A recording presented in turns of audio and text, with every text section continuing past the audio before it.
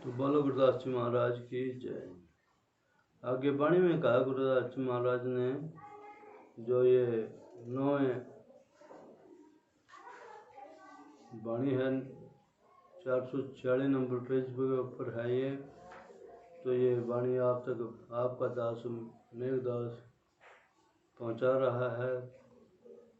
आज यह संदेश गांव गढ़ी गोसाई डेरे से, जो ये डेरा हरियाणा के यमुनानगर की तहसील के पास, मुस्ताबाद की तहसील के पास, यहाँ से 3 किलोमीटर की जगह है।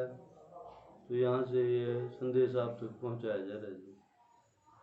क्या कहा वाणी में गुरुदास महाराज ने कि तुम चंदन हम इंड बापरे, संग तुम्हारे वासा, नीच रोकते ऊंच भय हैं संग गंध सुगंध निवासा। माधो सत्संगति शरण तुम्हारी, हम अवगुण तुम अपकारी रहो। तुम मगतोल सफेद सफेल, हम बपरे जस कीरा।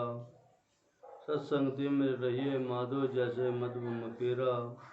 जाति ओसा पाति ओसा, ओसा जन्म हमारा। तुम राजा रामचंद्र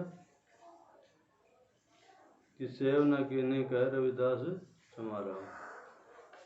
तो ये बोल गुरुदास महाराज के आज से 640 साल पहले काशी में जन्म हुआ गुरुदास जी महाराज का।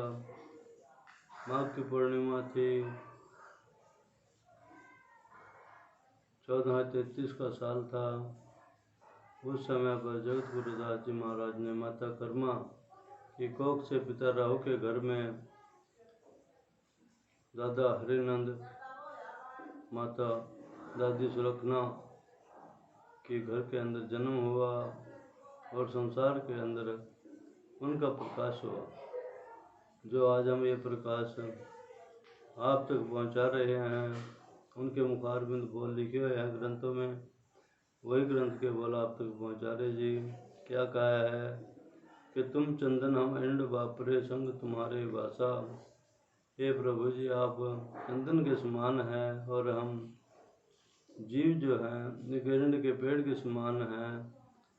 तो चंदन के पास इंड का पेड़ होगा तो उसमें से भी चंदन जैसी ही सुगंध आनी शुरू हो जाती है। नीच रूखते ऊंच भय है गंध सुगंध निवासा। कि नीच जो है ना ऊंचे के पास बैठ जाएगा तो उसमें से भी वही महक आनी शुरू हो जाती है, जैसे कि चंदन के पेड़ में से। और उसके पास में इंड का पेड़ खड़ा है, छोटा है, तो इंड के पेड़ से भी चंदन जैसी ही सुगंध आ रही है। और इसी के ऊपर साहिब कबीर महाराज जी लिखते हैं 1365 नंबर पन्ने के ऊपर। ये उन्होंने लिखा है कबीरा कबीर चंदन का बिरवा, भला बेड़ियो डाक पलास। और भी चंदनों हो रहे बसे फिर चंदनी पास।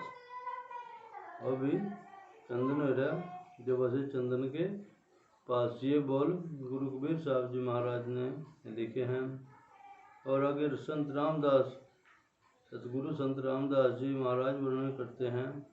उनके जो ग्रंथ है उस ग्रंथ के अंदर 834 नंबर पन्ने के ऊपर ये पंक्ति लिखी है कि 12-18 है मई चंदनों उत्तम, चंदन निकट बसा सब चंदनो होई। यानी कि ये बोल जो है रामदास जी महाराज के हैं।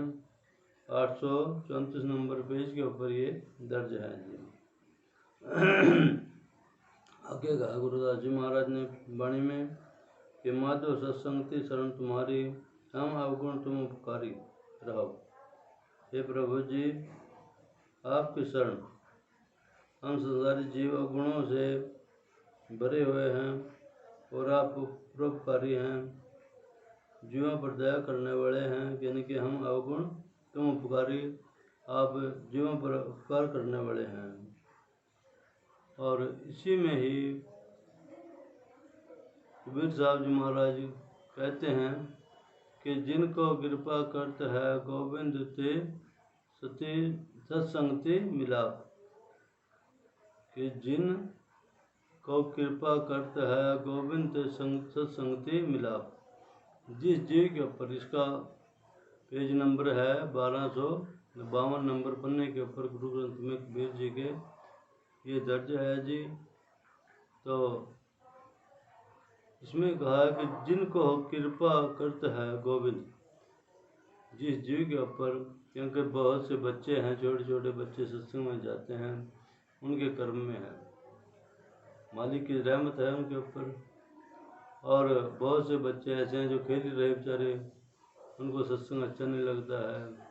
यानी कि हमें स्कूल का काम भी करना है और सत्संग का काम भी करना है, सत्संग में भी जाना है, नाम से भी जुड़ना है। जितनी देर हम स्कूल का काम कराएंगे, थोड़ा सा समय हमें सिमरन में भी लगाना चाहिए, क्योंकि इससे हमारे को जो प्रश्न है वो आने जल्दी शुरू हो जाते हैं जी।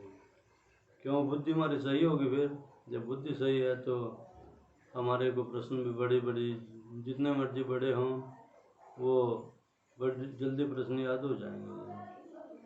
आगे कहा है गुरुवाणी में गुरु महाराज ने कि तुम मखतूल सफ़ेद सफेल हम बपरे जस कीरा, सत्संगति मिल रही है माधव जैसे मधुब मखीरा।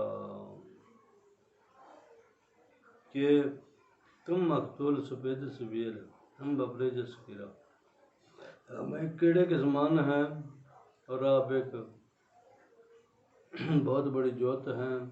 हम तो एक बहुत छोटे ही जीव हैं, तो आपकी संगत में मिलने से हम आए। और जैसे कि मधु की मक्खियाँ हैं, हमें इकट्ठे बैठना चाहिए, यानी कि सत्संगति मिल रही है माधो जैसे मधु मखीरा। हमें इकट्ठे बैठने से, जैसे कि मधु की मक्खियाँ इकट्ठी बैठते हैं और एक छत में रहते हैं, तो जब कोई उनकी छत में से शहद निकालता है तो सारी मक्खियाँ एकदम उस मधुमक्खियों के छत को तोड़ने वाले के ऊपर गिर जाती हैं। और यहाँ तक है कि अगर जो कच्चा खिलाड़ी होगा तो उसको मार भी देते हैं। अगर जो पक्का खिलाड़ी है मधु को शहद तोड़ने वाला तो वो बचेगा, धुआं वगैरह कर लेता है वो। और जो कच्चा खिलाड़ी होगा तो वो पास नहीं होगा, वो उसको मक्खियाँ वहीं पर मार देती हैं। आगे गया गुरु महाराज ने वाणी में अंतिम पंक्ति है कि जाति ओछा पाति ओछा ओछा जन्म हमारा, राजा राम की सेव न कीने कह रविदास सुमारा। कि सतगुरुदास जी महाराज उच्चारण करते हैं कि जीव की संगत मेल मिलाप और जीवन नीच है, क्योंकि जीव ने दुर्मनुष्य जन्म लेख प्राप्त कर प्रभु रूपी राजा का सिमरण नहीं किया, कभी भी सिमरण नहीं किया है, तो इस बात तो उसकी संगत भी नीच है, उसके कर्म भी नीच है जी। नीचे वो कर्म कर रहा है, छोटे कर्म कर रहा है वो। तो ये बोल जगत गुरुदास जी महाराज के आप जी तक आपका दास मेघदास पहुँचा रहे हैं। सो वाणी के ऊपर अमल करें, हमें इकट्ठे होकर के अपना हक रखना चाहिए, अपने हक लेना चाहिए। या जो आपके हक हैं, आपकी ज़मीन है, आपकी सरप्लस कस्टोडियन नाम की भूमि अनुसूचित जाति और अनुसूचित जाति की है, तो वो आपने लेनी होगी। लेने के लिए आपने हमारे साथ कंधे कंधा मिला करके सरकार से मांग कर लेंगे। तो जब सरकार से मांग करेंगे तो सरकार अवश्य सुनेगी। आइए आप यहाँ से अपने कागज ले जाइए, अपने गांव के भूमि के कागज आपके हमारे पास हैं। तो जब आपके पास अपने कागज होंगे, सब पर्दा होंगी, तो आप खड़े होने काबिल हो जाएंगे।